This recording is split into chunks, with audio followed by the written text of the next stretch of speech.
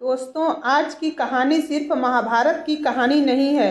यह उस रहस्य की कहानी है जिसने सूर्यपुत्र कर्ण का भाग्य बदल दिया।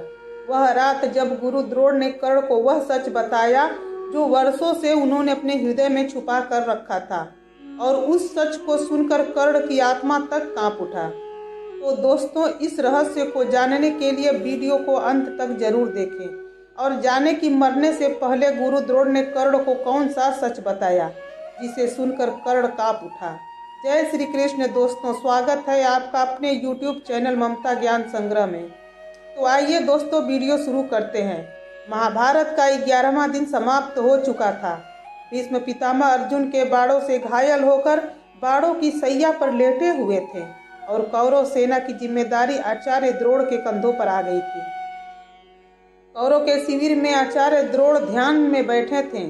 तभी द्वारपाल धीरे से आया और बोला, आचार्य, अंगराज कर्ण आपसे मिलने की अनुमति चाहते हैं।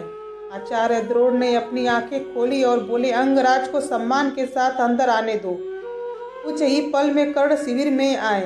उनके कवच पर धूल थी और मन में बेचैनी। वह गुरु द्रोण के चरण छुए और धीरे से बोले, आचार्य, शायद आपको आश्चर्य हो रहा होगा कि मैं इस समय आपके शिविर में क्यों आया हूँ, लेकिन आज मैं एक योद्धा बनकर नहीं बल्कि एक सवाल लेकर आया हूँ। मेरे मन में एक सवाल है जिसका जवाब मैं आपसे जानना चाहता हूँ। गुरु द्रोण गंभीर स्वर में बोले, पूछो कर्ण, तुम्हारे मन में क्या प्रश्न है। कर्ण की आंखों में युद्ध की आग चमक उठा। वह गंभीर स्वर में बोले, आचार्य, आज युद्ध में मैंने देखा कि आप भीष्म पितामह की तरह पांडवों पर वार तो करते हैं लेकिन उन्हें मारने से रुक जाते हैं। आप उन्हें घायल तो करते हैं पर वध नहीं कर पाते हैं। कर्ण के यह शब्द शांत शिविर में गूंज रहा था। वह आगे बोले, आचार्य, क्या आपकी निष्ठा दुर्योधन के प्रति कम हो गई है या फिर आपका मन कहीं और लगा हुआ है। गुरु द्रोण गंभीर स्वर में बोले, अंगराज कर्ण, तुम युद्ध को केवल आंखों से देखते हो लेकिन मैं उसे धर्म की नजर से देखता हूँ। तुम तलवार के वार समझते हो लेकिन मैं रिश्तों के दर्द को भी महसूस करता हूँ। तुम्हारे लिए पांडव सिर्फ शत्रु हैं लेकिन मेरे लिए वे वही बच्चे हैं जिन्हें मैंने अपने हाथों से धनुर्विद्या सिखाई थी। इस युद्ध में मेरा धर्म और मेरा हृदय दोनों एक दूसरे के खिलाफ खड़े हैं। इतना कहकर गुरु द्रोण कुछ पल के लिए मौन हो गए। फिर धीरे से आगे बोले, अंगराज कर्ण, मैं केवल एक योद्धा नहीं हूँ, मैं एक ब्राह्मण हूँ और एक गुरु भी हूँ। मैंने सभी को धर्म के मार्ग पर चलने की शिक्षा दी है और आज वही गुरु अधर्म की ओर खड़ा दिखाई दे रहा है। मुझे अच्छी तरह पता है कि पांडव धर्म के रास्ते पर हैं और उसे मारना उतना आसान नहीं है जितना देखने में लगता है। और एक सच्चाई ऐसी है जिसे मैं अब तक अपने दिल में छिपा कर रखा हूँ। कर्ण चौंक कर बोले, आचार्य, आपने कौन सी सच्चाई छिपा कर रखी है। अगर वह युद्ध से जुड़ी है तो उसे छिपाना दुर्योधन के साथ ठीक नहीं होगा।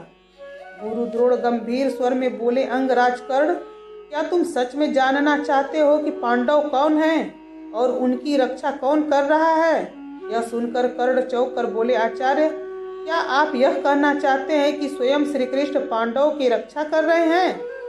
गुरु द्रोण हल्की मुस्कान के साथ बोले, अंगराज कर्ण, श्री कृष्ण सिर्फ पांडवों की रक्षा नहीं कर रहे बल्कि इस पूरे युद्ध के संचालक भी हैं।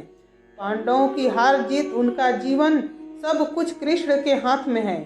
तुम चाहे कितनी भी बार पांडवों को परास्त कर लो, वे मृत्यु के करीब जाकर भी वापस लौट आएंगे क्योंकि उनके प्राण उस परम शक्ति के हाथों में है जिसके आगे मृत्यु भी सिर झुकाती है।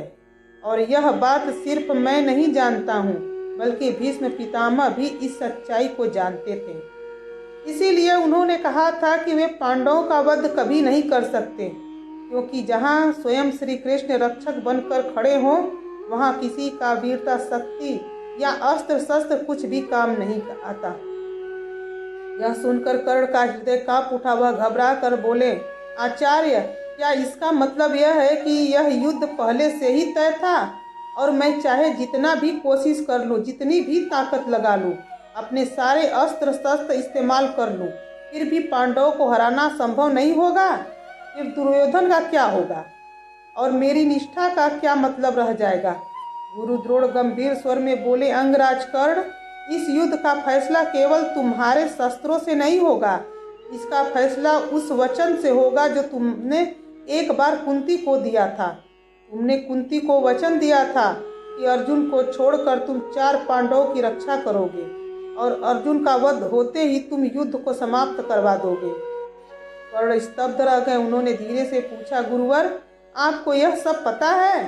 गुरु द्रोण ने सिर हिलाकर बोले, हाँ कर्ण, मुझे यह सब पता है कि तुम 2 दिशाओं में बन चुके हो। एक और दुर्योधन के प्रति तुम्हारी मित्रता और दूसरी ओर पांडव जो तुम्हारे छोटे भाई हैं। इसी वजह से रणभूमि में तुम उनका वध नहीं कर पाते हो। घायल तो करते हो पर तुम्हारा हाथ उस वचन से रुक जाता है जो तुमने अपनी माता कुंती को दिया था। कर्ण कांपते स्वर में बोले, आचार्य, क्या यही वचन दुर्योधन के हार का कारण बनेगा? गुरु द्रोण ने कर्ण की ओर देखकर बोले, सूर्यपुत्र, युद्ध का परिणाम तो कोई नहीं जानता। हार दुर्योधन का होगा या पांडवों का, यह समय ही बताएगा। पर इतना जान लो कर्ण, अंतिम क्षण में मनुष्य वही करता है जो उसके वचन, उसका धर्म और उसकी आत्मा उसे करने को कहती है। और तुम एक वचनबद्ध योद्धा हो। हर वचन की एक कीमत होती है और तुम्हें अपने वचन का कीमत चुकाने के लिए तैयार रहना होगा। कर्ण कांपते स्वर में बोले, आचार्य, यदि यह सब सच है तो कल का दिन मेरे लिए अंतिम दिन होगा। या तो मैं अर्जुन का वध करके इस युद्ध को समाप्त कर दूंगा या फिर यह युद्ध मुझे ही समाप्त कर देगा। गुरु द्रोण कर्ण की ओर देखकर बोले, सूर्यपुत्र, कल का दिन सिर्फ युद्ध का दिन नहीं होगा बल्कि भाग्य का भी फैसला होगा। इतना कहकर गुरु द्रोण कुछ पल के लिए मौन हो गए। फिर धीरे से आगे बोले, कर्ण, तुम सोचते हो कि तुम दुर्योधन के लिए लड़ रहे हो, लेकिन कल तुम्हें यह भी पता चल जाएगा कि तुम वास्तव में किसके लिए लड़ रहे हो। इतना कहकर गुरु द्रोण ध्यान में लीन हो गए और कर्ण धीरे धीरे शिविर से बाहर चले गए। रात गहरी हो चुकी थी, लेकिन उनके मन में उठता तूफान उस अंधकार से कहीं अधिक भयानक था। उनके कानों में गुरु द्रोण के शब्द गूंज रहे थे, हर वचन की एक कीमत होती है। कर्ण ने आकाश की ओर देखा, वही आकाश जहाँ से उन्हें सूर्यपुत्र कहा गया, और पहली बार सूर्यपुत्र की आंखों में सूर्य नहीं बल्कि एक असहाय पुत्र की पीड़ा थी। वह समझ चुके थे यह युद्ध सिर्फ अस्त्रों का नहीं है, यह युद्ध वचन, धर्म और जन्म की सच्चाइयों का है।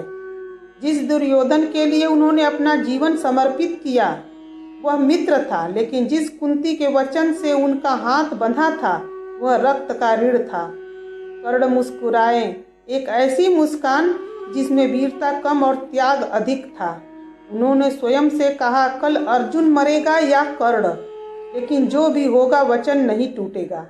और उसी रात सूर्यपुत्र कर्ण ने यह स्वीकार कर लिया कि कुछ युद्ध जीते नहीं जाते, उन्हें धर्म के लिए हारना पड़ता है।